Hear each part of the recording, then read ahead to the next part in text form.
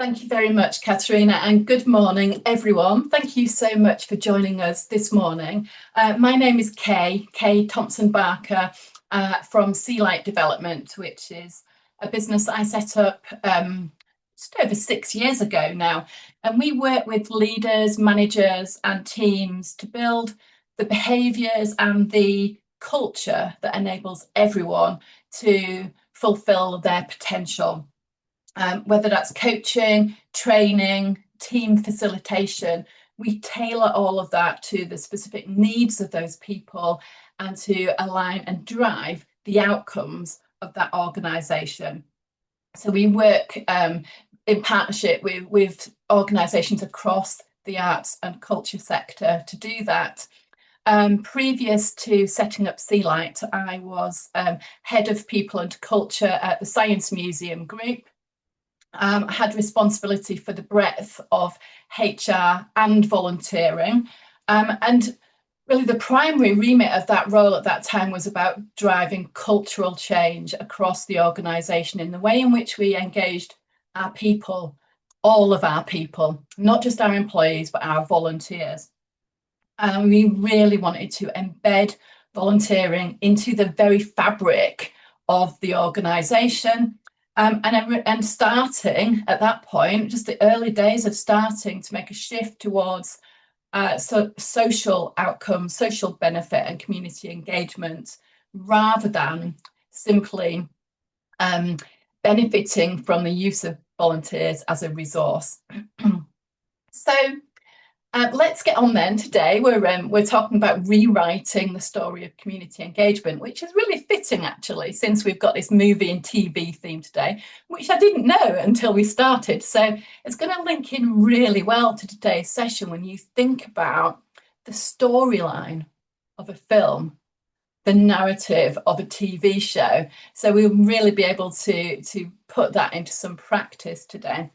I want to start just to share a little bit about give some insight into a session I had a few months ago. I was working with a senior leadership team in a small museum, and it was a team session, and the volunteering manager was part of this session. We were focusing on strategic planning, and volunteering was one part of that. And the volunteer manager started to share a story, explaining that last autumn they'd had very low volunteer attendance. One gallery had almost no visitors. A woman came in and talked about her father who worked on the docks. She had some stories. She started volunteering. Visitor number improved. The end. Okay. Does that short report of something that happened, does that really make you care about that? Will you ever remember that? That kind of version of events simply reports the facts. It's informative, but it's not really engaging. There's no sense of emotion or connection, and there's no real motivation for anyone else in the leadership team to buy into that and to want to drive that. It's hard to remember or feel inspired by. Now, perhaps there could have been a different version to that input from that volunteer manager. Last autumn, I walked into Gallery 4. It was spotless and completely empty. The volunteer rota had 3 names on it, but not one had shown up. The local history display, one of our most beautiful, had barely seen a visitor all week. Then a woman in her 70s wanders into the gallery. She looked around quietly and said to me, "It's a shame no one ever tells the stories of our estate. My dad worked on those docks for 40 years. We chatted for 10 minutes. She shared memories, photos, stories, rich living details that would really bring the gallery to life. Yet she'd never thought of herself as someone who this museum would want to hear from. But a week later, she returned with 2 friends, and within a month, they were helping co-create a small display. Visitors stopped, they asked questions, and volunteers suddenly had a reason to be there because the room wasn't empty anymore, it was alive. And all because one person felt seen, because they felt the story was shared in a way that mattered." What's different? Why is this version hopefully more compelling? It's telling a story. It's bringing this person and this gallery to life. It's creating empathy and showing the human impact. And it links the story with action and impact. So it's memorable. And hopefully it makes people care more about what follows. It's engaging our emotions and our appeal and appeals to our own motivation. And this is why storytelling really works. Stories influence other people because they make information meaningful and memorable. They can turn these abstract ideas into concrete experiences, helping people understand and remember those key messages. And it builds trust and human connection, which is so important for us. When we share real experiences, it creates authenticity. It shows that our values and our motivations and our humanity help people feel closer to us and more open to the message we want to share. And it helps people feel the impact. Facts will appeal to logic, but stories engage emotion. And when people really feel the significance of an issue, they're more likely to take action on that because they care about that. And then creating that empathy can shift resistance because stories allow people to see the situations from a different perspective. And this can reduce that defensiveness or resistance and can open the door to a new way of thinking. And it can link our work. Stories help us to link our work to what others care about, because ultimately people make decisions for their reasons, not ours. So a really well-chosen story can connect our message to our audience's priorities, showing why our work matters to them and how it supports their goals. So today we're going to have a very short amount of time to practice doing some of this, crafting stories that make people care, align with their motivations and inspire action. So we're going to share some different tools and techniques that you can take away and build on. So today is a tester. We'll give you a handout you can take away to build on. You'll also get the slides in the digital tote bag after the session. So it is going to be interactive. It's going to be some kind of rapid breakout room activities for you to do. We haven't got much time, so pace is going to be part of the learning today. And I hope that you'll experience how much we can do in a very short amount of time. So as we're working on stories today, we want to keep it real. This is not about creating something that's perfect. Authenticity is absolute king and queen today. So to get us started, I'd like you to think about, start thinking in stories. And we'd like you to give some really rapid thought to this story seed. This one sentence: once upon a time, our community engagement looked like what? And we want it to become something else. So we've got 2 blanks here to fill in. I'd like you to think about this sentence in your context, in your role for your organisation, and fill in those blanks. Once upon a time, our community engagement looked like what? 1 or 2, 3 words, 4 words, very short sentence. And we want it to become something else. And we'd love you to share those in chat if you would be happy to do so. Katerina, I think you've got, I put you on the spot as we were preparing to give us an example of this. Do you want to share yours?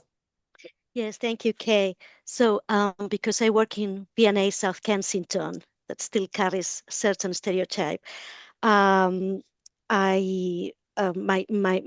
sentences are, our community engagement looked like an invitation, and we want it to become a free open door. Fantastic. Thank you so much, Katerina. And that is a brilliant example, because just with 1 or 2 or 3 words, we can really create a kind of real seed of the story that you want to tell. It sets the story of the change that you want to lead. So really quick now, just capture what your one sentence might be, once upon a time, our community engagement looked like what? And we want it to become something different. So we're not looking for perfection, we're looking for authenticity. This is rough and ready. Just capture it down. Stick those into the chat, and Katerina will share some of those with us as they come in. Right, so we have the first ones coming up. Once upon a time, this is Amanda Hanton. Once upon a time, our community engagement was all about visitors paying us, and we wanted it to be about local people sharing decision making. Fantastic. Thank you so much, Amanda. Absolutely brilliant. Yeah, love that. So shifting from about, income to impact on volunteers. I love it. Okay, we have another one coming from Jill. Jill, thank you so much for sharing your thoughts. Once upon a time, our community engagement looked like extra work, needless bureaucracy, and we wanted, sorry, one second. And we wanted it to become an environment where people from all backgrounds can engage with us on their terms. That's lovely. Have I mixed them up? Sorry. That's okay. We'll have one more, Katerina, and then we'll move on, please. Sorry about that. It's just my window is very small. I don't know how to make it bigger. I've got so many things open. Right. So we have one from Lucy LC. A community engagement look like a tick box exercise, and we want it to become integrated, meaning, and long lasting. That's lovely. Yeah, fantastic. And Okay. one more. One more, yes. Yeah, sorry, I'm on a roll now. Frankie Rhodes, our community engagement looked like one-off visits, and we want it to become a lasting partnership with communities telling their own stories. Fantastic, thank you. I'm so sorry that I haven't got time to share all of these verbally, but you can read them in the chat. They're so inspiring. How quickly, in one sentence, you can capture the story of the change that you want to lead. And that's what this is all about. Now, motivation is what drives our behaviour. It drives us towards or away something. And most resistance comes from protecting one of these key motivators. And so it's really, really useful for us to understand these motivations when we're writing our stories, the change that we want to lead. So, for example, a museum wants to introduce volunteer-led outreach activities in local neighbourhoods, talks, pop-ups, community events, that sort of thing. And different leaders might respond differently, driven by their core motivations. So someone who's really driven by people motivation, really concerned with connection, culture, well-being, belonging. They might be excited about deeper community relationships, but anxious about losing the warm, inclusive culture of the existing team. Or it might be more about performance, concerned with targets, results, efficiency, value. They might want the program to go ahead, but might raise concerns about the extra coordination that's required and whether activities will deliver that measurable value. And they're thinking, do we have the capacity to run this efficiently? And finally, process. Perhaps someone who's concerned with governance or risk, with clarity, structure, consistency, compliance. They're immediately focusing on safeguarding, training, insurance, data protection, and so on. Their questions might sound like barriers, but they're actually trying to ensure clear processes or consistent onboarding, for example. So it's really helpful to think through these motivations, even though all three of those different leaders might support the mission of community volunteering, they're each protecting a different priority when they show resistance. So understanding these three motivations, people, performance, and process, helps you to shape your communication, reduces friction, and it'll bring your stakeholders with you. So when people are resisting, think about these questions that are on the screen. What are they trying to protect? Which motivation is dominating? What's the strategic priority behind their concern? and what's their backstory in this situation. So we're going to give you a chance now to actually get working on starting to build a backstory for your particular scenarios. Think about the motivations that inform someone else's narrative. We're going to put you into breakout rooms to work on one group member's scenario and focusing on one key stakeholder in that scenario. So Katharina is going to put a handout into the chat for you that you can download from chat. You can use that as we go through today's breakout sessions. It's just got the prompt questions in there for you. So we're going to put you into small groups, and we want you just to focus on one person's specific scenario and one stakeholder and work through these questions. Now, we're only going to spend 5 minutes in this breakout room. It's going to be very quick and dirty. We've got a lot to get through. So work through those questions, and then we'll bring you back and we'll perhaps ask you just to share 1 or 2 spotlights from those conversations. Okay, so Katharina, over to you. If we could set the breakout rooms going, download the handout from chat, and we will see you in 5 minutes. So I've just uploaded the handout on the chat, and I'm just gonna open all the rooms so that you can join your room. So welcome back, everybody. I bet that felt really, really far too quick, didn't it? Yeah. So we obviously we've got a really short amount of time today, and so what we want you to do is give you an insight, a taster into some of these tools and techniques you can take away and use. But actually, we can spend hours and hours working on these things, and the key story comes very, very quickly. So it's when we try to overdo things that often we lose the authenticity of the story itself. So part of this is kind of encouraging you to feel uncomfortable with doing something quite quickly and just going with it. So let's get back then to the slides.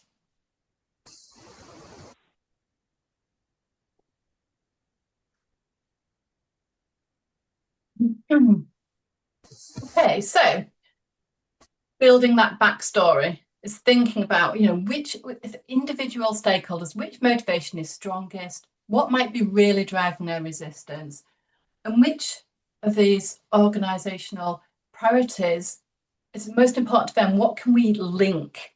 What can we link to? What can we tap into? And this is where we can start to build then into turning these barriers into our opportunities within a story. And so in any story, we think about the movies and the TV programs that we've been talking about this morning. Conflict is what moves the plot forward. And so instead of avoiding what might go wrong in our story, let's use that to build our story. So, for example, if we're concerned, that leadership don't see the value of community volunteering, then let's twist that into an opportunity within our story where we can build a story that really links engagement to the strategic wins in an organization. Or if staff are feeling as though the fear that staff will feel left out, then let's create a narrative that shows how their voices might shape the next phase.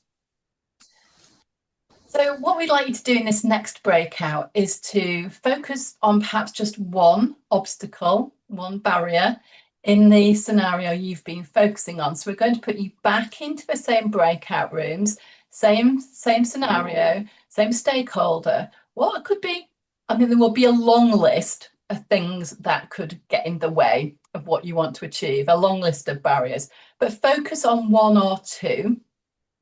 And how can you flip that? What's the opportunity that's hidden inside of that challenge?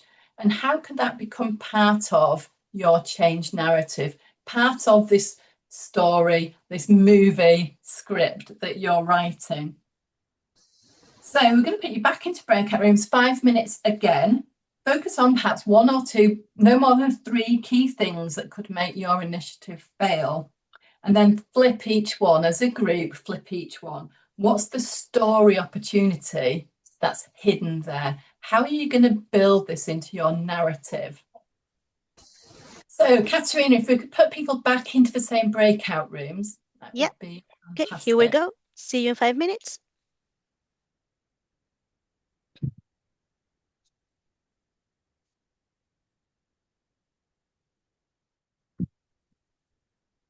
Mm. Oh my gosh. So what happened earlier was someone was banging on the door. And I was thinking, who's banging on the door? Like, it must be a delivery person, please go away. And then I realized that because it didn't go away, that it wasn't. It's my husband who's come back early from work. I don't know why. But my keys were in the inside of the door, so he couldn't unlock the door. Husbands. I was like, suddenly I realized I was talking to myself. I was just saying, okay, people are gonna be, I'm closing the rooms now. Yeah. And then I realized I'm alone. I was like, okay, it's very I realized I had been talking to myself, like, okay, it's very Oh no. quiet. No, And because then then suddenly I yeah. see you admit. I was like, what? Nobody noticed. No, no, no. So Yeah, nobody, because you because just arrived at the same time as everyone yes, else. exactly, exactly. No, that was because I clicked on the X by accident to check myself out. Oh my gosh. Oh, but Honestly. these things are the things that make things fun, Exactly. We're all I people, just I normal don't like everyday people. perfectionism. I No. think imperfections are what makes us human, Mm. and that's where the sense of humor comes from. And so, yeah, Yeah, absolutely. yeah, Absolutely. Totally agree. Yeah. um, yeah, we're doing well. I mean, I was very nervous because you're so impressive, and I was like, I really want to do a good job for Kay, and haven't done this before. Oh, I didn't know how to do a breakout room or anything, oh, well, you're but doing it's going brilliant. well. It's going well. So Yes, it really is. you're doing Yeah, very well yeah, as well. yeah. Okay. So when they come back after the next Yeah. bit, what you can be doing is you can already then behind the scenes be mixing the breakout rooms back up into pairs rather than Yeah. Okay. So I yeah, need to, when they come back, while you're talking, I'll be preparing the next room, and it's yeah. just, so basically we have 28 people, and we're looking at dividing them into two. So we're Oh, so going to that'll need be 14 rooms. yeah, that's perfect. Yeah. Brilliant. We have a very even number, so that's good.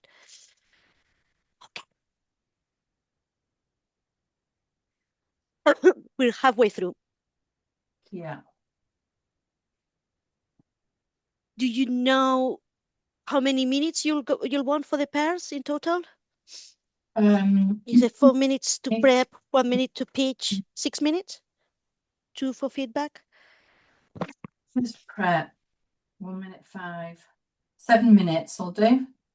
7 minutes. Yeah.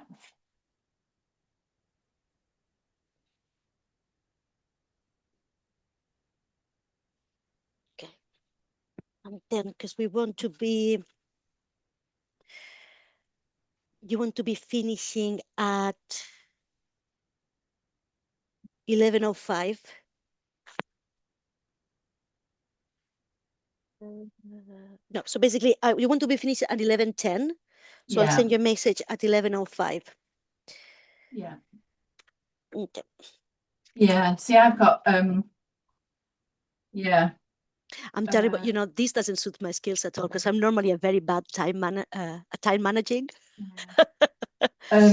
yeah, see, in my notes, Yeah, it might, I mean, it might be just a little over 11:10. I think it's just maybe 2 minutes over, just because I'd, in my notes, I'd thought that I needed to finish at that's fine. 11:15. They I have a didn't 10 realize minutes that you break. needed the 5 minutes at the Yeah. end. It's not like they're going to be jumping into the next. There is a 10 minutes coffee break afterwards. Yeah. So it's fine. I'll try to be. I just need to share the poll. I'm going to Yeah. broadcast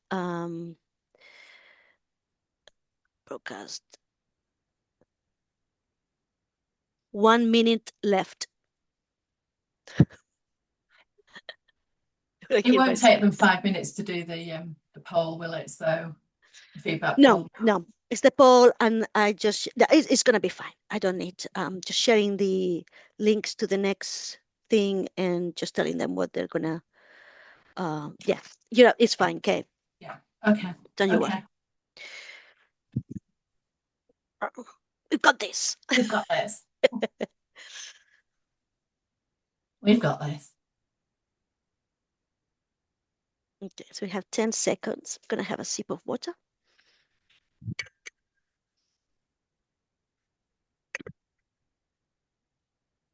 Now, I'm closing it now. Okay.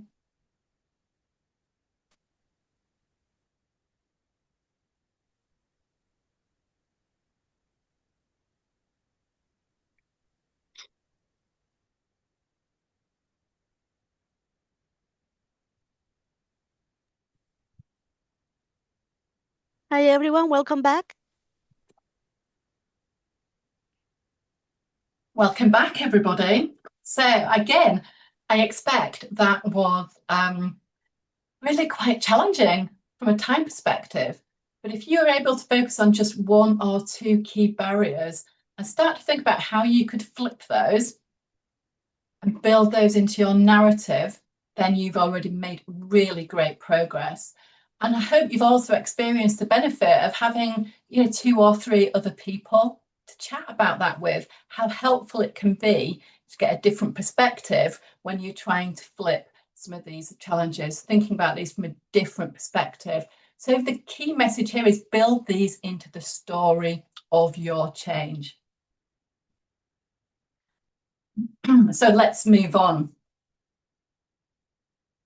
What we want to do is use our story to influence. And so we need to really align then with some of these strategic objectives that are really important for key decision makers. And so what we're going to do next is have this chance to practice converting some of the stakeholder motivations into powerful micro stories. And we could use this storytelling structure to help us do that. We can create a pitch of sorts, but it's a story. It's not a report. It's a pitch that tells a story. And this structure here gives us kind of 5 key steps that we could follow, starting out with a relatable opening, the once upon a time problem, the sentence that you started out with today, sharing in chat. Moving on to a motivational hook. What does this stakeholder care about?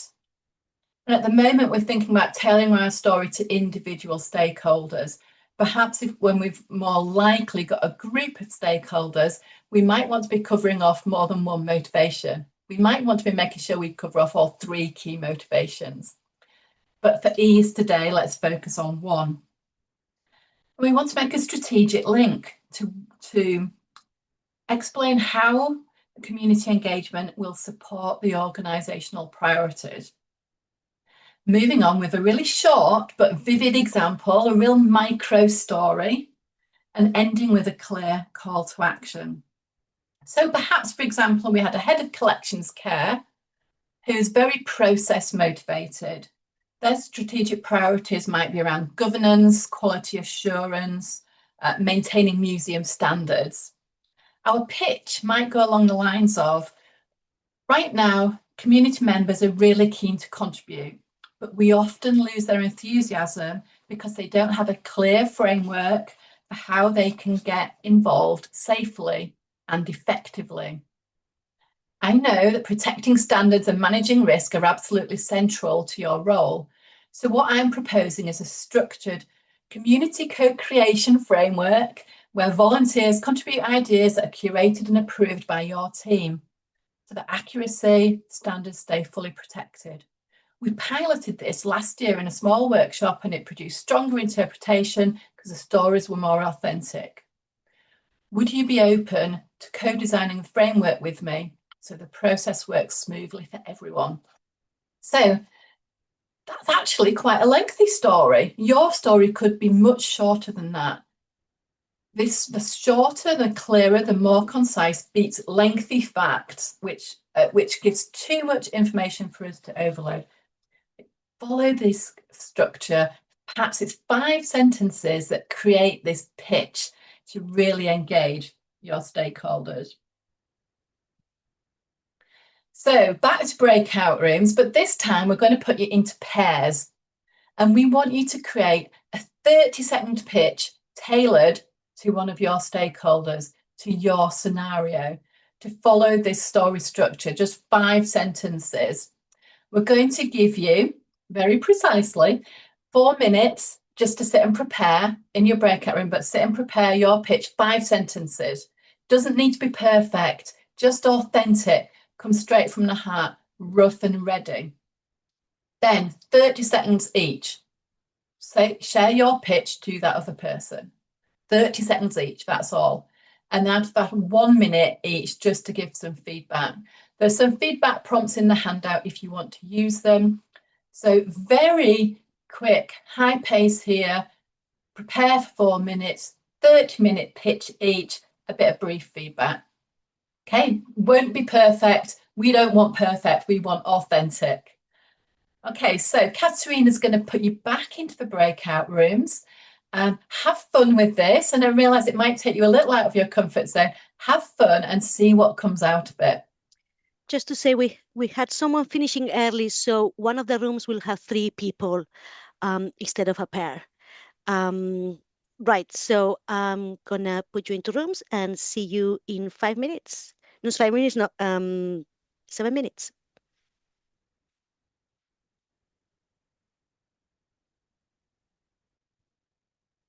Welcome back. Welcome back. Gosh, it must feel like you're doing super speed time traveling in this session.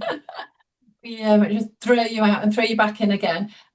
So again, a lot of time pressure there to do something that perhaps we don't do every day or very often at all, and to think quite differently.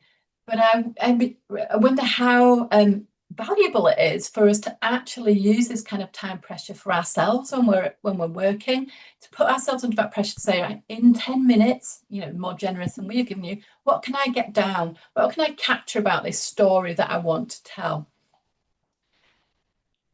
So what we would like you to finish up with in this session this morning is to think about just 3 moves for change, reflecting upon your role, your scenario, your story of the change that you want to lead. What's one relationship that you want to strengthen? Who needs to see themselves in your story? What's the one thing that you could do to build that relationship? And think about one strategic message. What is the strategic priority you will tie your message to? And what story or example will you use to do that? And finally, one early win is a one small visible action that you can take that others will notice and repeat or will act upon. So one relationship, one strategic message, one early win. And those prompts are in your handout as well to take away with you. So you've got within your handout all of the prompts from today's session, so you can take that away and build on that more for your own particular scenario. What we would love you to leave us with is a final sentence in chat, which is about, because I want our organisation to blank. It's like blankety blank this. Most of you are too young to remember blankety blank. Well, I think it is back in a new format now, but not the Terry Wogan format that I remember. Because I want our organisation to blank, my first step will be what? So if you could share those in a chat with us, that would be absolutely fantastic.